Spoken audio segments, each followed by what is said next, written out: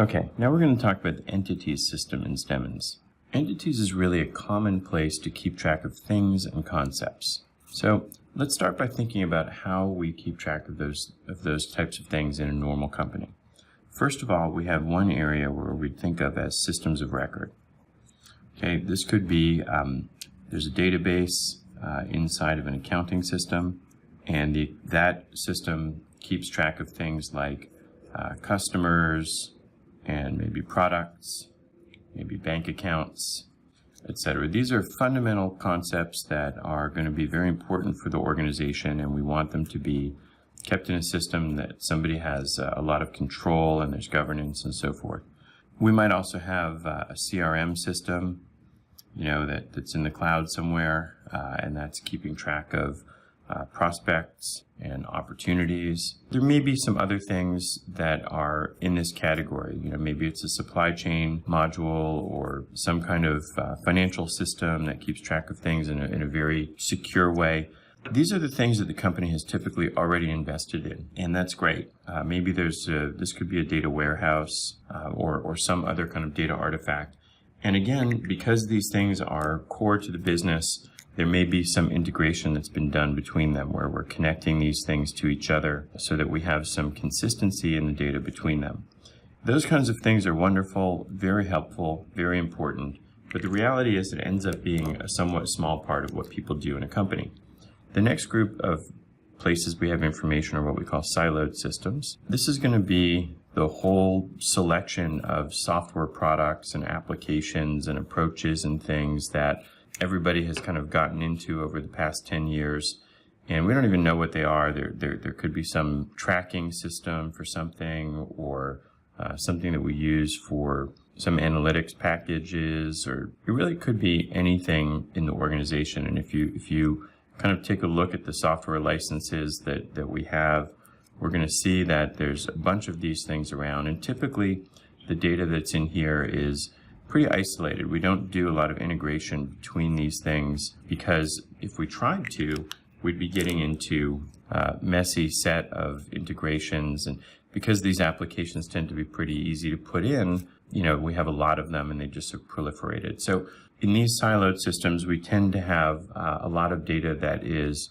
replicated and is inconsistent, but at least for the one person that's using that application, they're kind of seeing what they want to see. But it's limited to the things that are in that application because the lack of integration with other systems makes it difficult to really use that information beyond that one person's use. The last category that we have is probably the one that we're the most familiar with, is just unstructured stuff. Okay, and here what we're talking about is everybody has their own spreadsheets and documents and so forth, and maybe it's the person sitting at the front desk who has a call sheet, or really if you went to somebody's recently accessed documents and you looked for anything with the word list in it, you would find just a tremendous number of these things.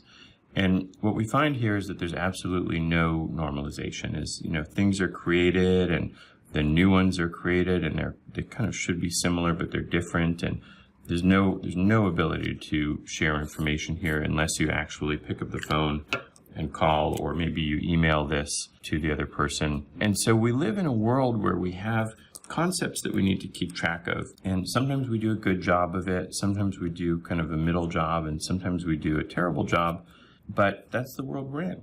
And so what we do with entities is find a way to have a universal home for these kinds of things. So this is the entities database, and we don't want to have two places for the same information.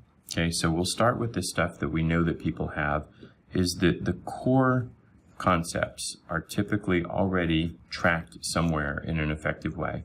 So we want to take those core concepts and connect them to the entities database. Okay, and we have a couple of different ways to do that, but basically what happens is things that we have here, to the extent that we want to, we can reflect them in here. So we'll kind of show these core concepts here.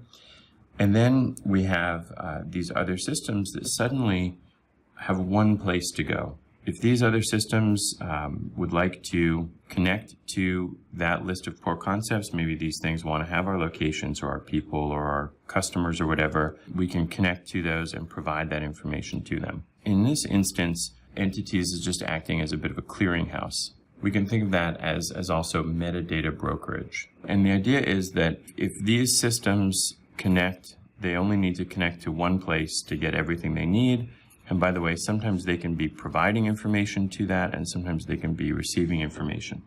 So this is one function of entities, is to provide this. But the other part is that, and by the way, these applications can also consume information from entities.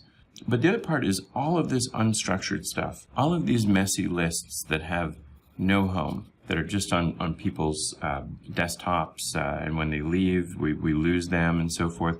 What we want to do is take these things and put them into entities as well. So for example, if someone is maintaining a spreadsheet of the company's vehicles, maybe this is the fleet manager, and we have a list of vehicles somewhere, is why not, instead of having that on that person's desk, put it in here, create an entity type called vehicles. Once we're doing that, we might want to think about what other things we want to keep track of. Maybe there's vehicle type or status or manufacturer, and if we put those things into here, now we start moving them away from this unstructured world into a structured place, and we can really add anything. Okay, so some of the things we add are physical things like vehicles, or maybe stores, if we have retail, or equipment. Now, equipment is, depending on the nature of your company, you might have an unstructured list of equipment, or you might have some kind of equipment tracking system here that we want to have be the list, and you could just pull it into there and use it for other things. But, these are physical things. Okay, there's other things we can put into entities that are non-physical.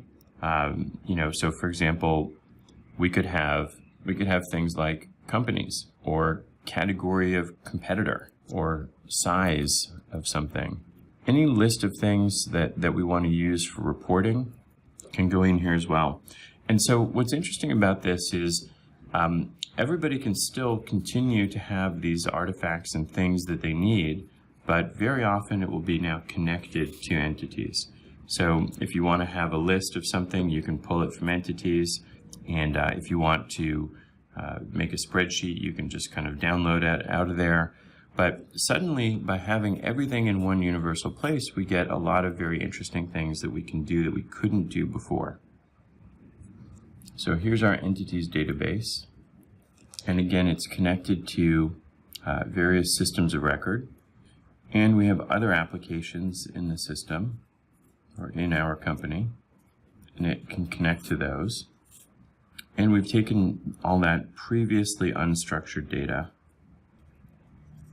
and this is data that had no consistent home before, and we've essentially taken that out of there and put it into entities directly. So previously unstructured data. And now that we have all this data in one place, we get a lot of interesting things that come out of that. First of all, we have the ability for people to see things. So here's a bunch of people in the organization, and we can let them look at that, and of course there's permissions, but basically without having to go to these third-party applications, they can see things that they couldn't see before. Okay. Second of all is if they want to take some existing data that we have, and they want to add additional information to it that's connected to it, okay, they can do that in entities. So for example, if this is customer data that comes back from this accounting system, comes through entities and now gets on this list, but the accounting system doesn't have the ability to hold this additional information, we can do that in entities. We also have the ability to combine information between multiple sources. So, maybe we want to take customer data plus location data plus information from HR about maybe how long the manager has been working there, and somehow use this for some kind of analysis. Okay, we can do that much more easily. So combining data from multiple domains is a definite output from entities. And then there's also governance. To the extent that we have information, we want to make sure that it is complete, accurate, and up-to-date. And by having governance routines and policies that we can put into place that come downstream from entities, we can apply those things across information that exists in many different applications. So now with entities, we have a lot of things that we didn't have before, and we have one place that we can go for any kind of concept or thing in the organization. We can make sure that we have consistency across everything. So that's how entities works.